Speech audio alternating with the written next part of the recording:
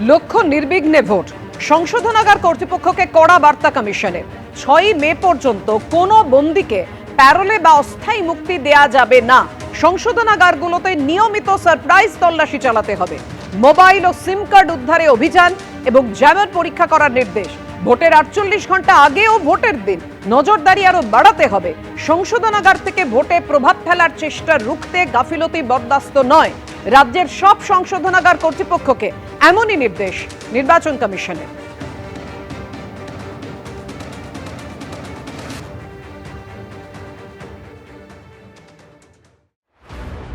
ঘরে ঘরে প্রত্যেকের কাছে, বাদ কেউ নয়, সবার কাছে প্রার্থী, সবার কাছে ভোট প্রার্থনা। এইভাবেই জনসংযোগ করছেন উত্তরপাড়ার হেভিওয়েট সিপিএম প্রার্থী মীনাক্ষী মুখোপাধ্যায়। প্রচারের সময় ভোট চাইতে বাদ দিচ্ছেন না তৃণমূলের নির্বাচনী অফিসও। উত্তরপাড়া 2টো রেপ, 4টে ছিনতাই, এখানে প্রমোটার ধরে একজন মহিলার মাথা ফাটিয়ে দিচ্ছে, এলাকায় এত বেআইনি মদের দোকান চলছে, সাট্টার দোকান চলছে, তাহলে তো এগুলো সম্পর্কে কথা বলা বন্ধ করে দিতে হয়, চুপ হয়ে যেতে হয়। দিদি বললেন যে মানুষের সঙ্গে বেইমানি করো না সিপিএমকে দেওয়ার জন্য। এখানে হুব্বাস আমলের এক সময় দাবদাবা ছিল, কল্যাণ ব্যানার্জি পুরো শেষ করে দিয়েছে। হুগলি জেলায় মস্তান নেই। হুগলি জেলার মানুষ মমতা বন্দ্যোপাধ্যায়ের বিভিন্ন প্রকল্পে সহযোগিতা পেয়ে আজকের খুবই উপকৃত। 21-এর মহাযুদ্ধের এপিসেন্টার ছিল নন্দীগ্রাম, 26-এর ভোটের ভরকেন্দ্র ভবানীপুর। 5 বছর পর ফের মুখোমুখি হচ্ছেন মমতা বন্দ্যোপাধ্যায় এবং শুভেন্দু অধিকারী। 21-এর নন্দীগ্রামে তাঁদেরকে ফাইট দিয়েছিলেন সংযুক্ত মোর্চা সমর্থিত সিপিএম প্রার্থী মীনাক্ষী মুখোপাধ্যায়। ডিওয়াইএফআই এর প্রাক্তন রাজ্য সম্পাদক এবার লড়াই করছেন হুগলির উত্তরপাড়া আসনে, যেখানে তার প্রতিদ্বন্দ্বী তৃণমূল সাংসদ আইনজীবী কল্যাণ বন্দ্যোপাধ্যায়ের ছেলে শীর্ষণ্য বন্দ্যোপাধ্যায়, বিজেপি প্রার্থী দীপাঞ্জন চক্রবর্তী ও কংগ্রেস প্রার্থী সুব্রত মুখোপাধ্যায়। সকাল থেকে সন্ধে চলছে মীনাক্ষীর দেওয়াল লিখন, মিটিং, মিছিল, প্রচার। জয়ের লক্ষ্যে উত্তরপাড়ায় ঘাঁটে গেড়েছেন বর্ধমানের মেয়ে। পরিযায়ী ক্ষেত্রে যে শব্দটা, যে এর পরের শব্দটা যেটা আমাদের আরও বেশি পরিচিত, সেটা হলো পরিযায়ী শ্রমিক। আমাদের কথা হলো আমরা আমাদের পশ্চিমবঙ্গের বেকার ছেলেমেয়েগুলোকে বাইরের রাজ্য থেকে ফিরে নিয়ে এসে আমাদের রাজ্যে তাদেরকে কাজের ব্যবস্থা করা। আর নইলে এখন যারা যেখানে আছে সেখানেই তাদের স্বাস্থ্য কার্ড, সেখানেই তাদের রেশন কার্ড, সেখানেই তাদের বাঁচার জন্য এবং পুলিশি নিরাপত্তা দেওয়ার কাজটা আমার রইল। আর যারা রাজনীতির ময়দানে আছেন তারা এই ধরনের অসাংবিধানিক কথাবার্তা না বলাই ভালো। এতে তাদের রাজনৈতিক বোধবুদ্ধির দেউলিয়াপনা প্রকাশ পাওয়া ছাড়া আর কিছু বলে না। মীনাক্ষীর সঙ্গে যখন দেখা হলো তখন তিনি উত্তরপাড়ার বারুজিবি পাড়ায় প্রচার করছেন। লাল পতাকা আর বেলুনে সেজে উঠেছে চারপাশ। সমস্ত বন্ধ কারখানার জমিকে ফিরে কারখানার জন্য করার ক্ষেত্রে আমাদের অনেক পরিকল্পনা রয়েছে এবং আমাদের ব্লুপ্রিন্ট রেডি আছে। শুধু হিন্দ মোটর কেন, গোটা পশ্চিমবঙ্গের 14টার বেশি SEZ, food park, IT park তৈরি করার জমিগুলো আছে। সে নিয়ে কোনো পরিকল্পনা বিগত 15টা বছরে নতুন করে হলো? আরজিকর আন্দোলনের সময় প্রতিবাদের অন্যতম মুখ হয়ে উঠেছিলেন, যার বিচারের দাবিতে সেদিন পথে নেমেছিলেন সেই অভয়ের মা এখন যোগ দিয়েছেন বিজেপিতে। উত্তর 24 পরগনার পানিহাটি থেকে হয়েছেন প্রার্থী। আর আরজিকরে যখন গাড়ি আটকেছিলাম তখন জানতাম নাকি যে উনি পানিহাটির? তখন তো জানতাম যে উনি আমাদের ডাক্তার।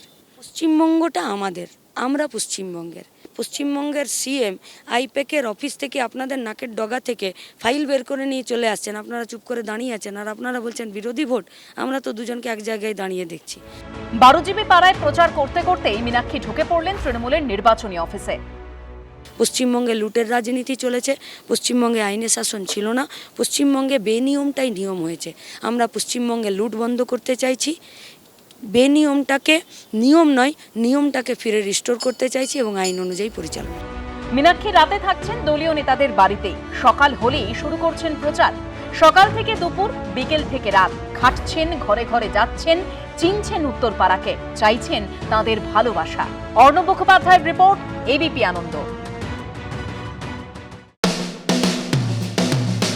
ভোটের ময়দানে তিনি নতুন নন, বলা ভালো 14 বছর পর ভোট রাজনীতিতে ফের কামব্যাক হতে চলেছে তাঁর। তিনি পার্থপ্রতিম বিশ্বাস, যাদবপুর বিশ্ববিদ্যালয়ের নির্মাণ বিদ্যার অধ্যাপক, শিক্ষা থেকে রাজনীতি, বিভিন্ন মহলে পরিচিত মুখ। সেই পার্থপ্রতিম বিশ্বাসকে এবার টালিগঞ্জ কেন্দ্র থেকে প্রার্থী করেছে সিপিএম। রবিবার থেকে প্রচারের ময়দানে ঝাঁপিয়ে পড়লেন তিনি। নিজেও টালিগঞ্জের বাসিন্দা হওয়ার সুবাদে এলাকা চেনেন হাতের তালুর মতো। এদিন কর্মীদের সঙ্গে পায়ে পায়ে ঘুরলেন বিধানসভা কেন্দ্রের বিভিন্ন এলাকা, সারলেন জনসংযোগ। কখনো খোশ মেজাজে খেললেন ক্রিকেট, কখনো আবার দেখা হয়ে গেল পুরনো সহপাঠীর সঙ্গে। চলতে চলতে কোথাও পরিচিতের ডাক পেয়ে এগিয়ে গিয়ে কথা বললেন। বেরিয়ে যে পরিমাণ মানুষের আমরা সাড়া পাচ্ছি, তাতে রাজ্যে তৃণমূল সরকারের কি বলবো পতন সময়ের অপেক্ষা। যে পরিবর্তনের আশায়, ইতিবাচক পরিবর্তনের আশায় মানুষ তাদের ক্ষমতা এনেছিল, কার্যত মানুষ এখন পরিত্রাণ চাইছে সেই জায়গা থেকে। আমাদের উপর হৃত আস্থা, যে আস্থা হারিয়ে গেছিল একটা সময়, সেই আস্থা ফেরত পাওয়া লড়াই, এটা আমাদের লড়াই। পথে নামছি, আজকের এত মানুষ, তাদের শুভেচ্ছা এটাই প্রমাণ করছে। টালিগঞ্জের সিপিএম প্রার্থী পার্থপ্রতিম বিশ্বাসের কাছে এই ভোট নিঃসন্দেহে বড় চ্যালেঞ্জের, কারণ উল্টো দিকে তৃণমূল প্রার্থী হিসেবে প্রতিদ্বন্দ্বিতা করছেন খোদ রাজ্যের মন্ত্রী অরূপ বিশ্বাস, যিনি এই কেন্দ্রের 4 বারের বিধায়ক। অন্যদিকে এই কেন্দ্র থেকে বিজেপি দাঁড় করিয়েছে নতুন মুখ পাপিয়া অধিকারীকে। তবে বিজেপি নয়, তৃণমূলকেই মূল প্রতিদ্বন্দ্বী হিসেবে দেখছেন পার্থপ্রতিম বিশ্বাস, কারণ 2006 সালের বিধানসভা ভোটে এই টালিগঞ্জ কেন্দ্রেই তৃণমূল প্রার্থী অরূপ বিশ্বাসের কাছে 1000-এরও কম ব্যবধানে হারতে হয়েছিল তাকে। 2011 সালে পরিবর্তনের নির্বাচনেও টালিগঞ্জ থেকে সিপিএম প্রার্থী ছিলেন পার্থপ্রতিম বিশ্বাস। সেবার এই কেন্দ্র থেকে 1 লক্ষের বেশি ভোট পেয়েছিলেন তৃণমূলের অরূপ বিশ্বাস, আর তার ঝুলিতে এসেছিল 75,000-এর কিছু বেশি ভোট।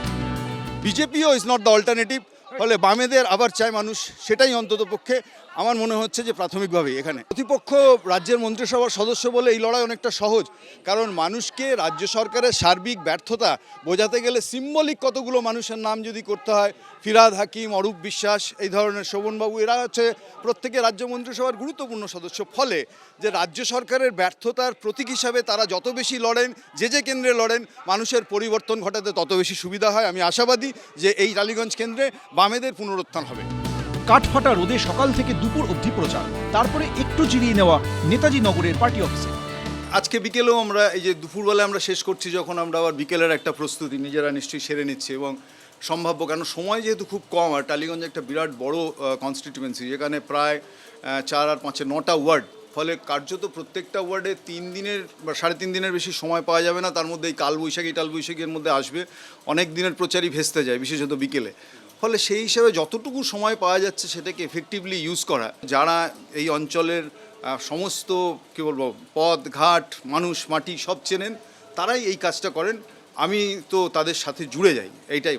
ফলে তারাই আসলে টেনে নিয়ে যান গোটা গাড়িটা। টালিগঞ্জ বিধানসভা কেন্দ্রে এবার 2 বিশ্বাসের লড়াই। কথায় বলে বিশ্বাসে মিলায় বস্তু, তর্কে বহুদূর। কিন্তু টালিগঞ্জ কেন্দ্রে এবার 2 বিশ্বাস 2 মেরুতে।